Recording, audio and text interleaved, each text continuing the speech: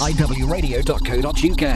Isle of Wight Radio. Good afternoon, everybody. Good afternoon, Leslie. Good all the time. Good afternoon, everybody. Good afternoon, Leslie. Thank you. That's a lovely warm welcome, and thank you very much for having me today at your school. It's a great pleasure to be here today to really motivate you, inspire you, and get you thinking about. Today I'm actually here to really celebrate sports with young people and get them really on track to achieving their goals. It's my first time actually in Isle of Wight.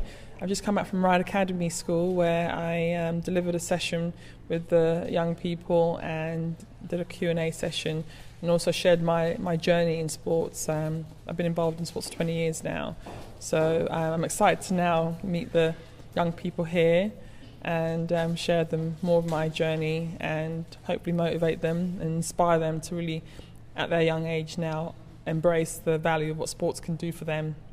What's your sort of key message for the young people on the Isle of Wight who are looking into perhaps getting into professional sports? Yeah, I think even in a small island like the Isle of Wight, you know, it is relatively remote from other parts of the country, like London, which is a lot bigger and bigger city. Opportunities are still here, and obviously if you've got a drive or desire to achieve a goal, even at this young age, whether it's to be an Olympian or doctor, lawyer, if you have the drive and energy and the work ethic to get there, today starts now. What are your dreams for sports? What kind of sports do you love and how far would you like to go with them? I want to do lots of running in the London 2012 Olympics, and my dream is to do lots of running. How far would you like to run? 100 metres, 400 or 1200? 1200.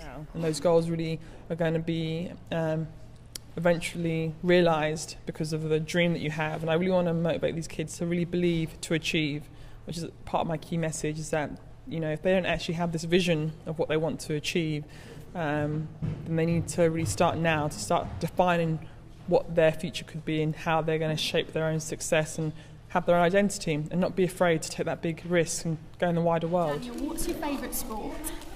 Quick sticks hockey. Quick sticks hockey. And what would you like to do with that when you're older? I just want to play quick sticks hockey and become a champ, really. Do you think you can make it to the Olympics perhaps? Yes and no, really. What do you think you'll have to do to get to the Olympics? Play my best, try my best, and hope for the best. There is also a side of it, you may not be the best sports person in the world, but there is the fitness element as well. We're hearing all the time in the press about young people being unfit and overweight often as well. Sports plays a key part in tackling that as well. Oh, you know, beyond the fact that sports encourages friendships, competitiveness, as well as teamwork, but it's all about your self-worth and your self-esteem and well-being. And it doesn't matter what your ability is, as long as you try. You know, we know there's a culture that there are young people that are not as fit and healthy as they could be, and maybe may have issues with weight. However, they can overcome that by doing exercise, which is the best way to lose that weight, and also to be able to enjoy being able to take ownership of their body and control and say, you know what, I'm going to eat well. I'm going to have an apple instead of a bar of chocolate. Now I'm going to not go to McDonald's. I'm going to have a nice salad and some, you know, healthy food. And all those things are part of your choices. And I think young people today, if they make the right decisions for their future, for tomorrow, that is what's going to separate them for those who want to really achieve and make that big strides forward to excel in excellence. Thinking back to when you were this age, did you ever think that you would be representing Great Britain for the Olympics? No, definitely not. I mean, I'm going to share later on with the kids that when I was younger, I didn't even know I could run fast until I got discovered. And I really think it's a gift that I had within me that I needed someone to harness.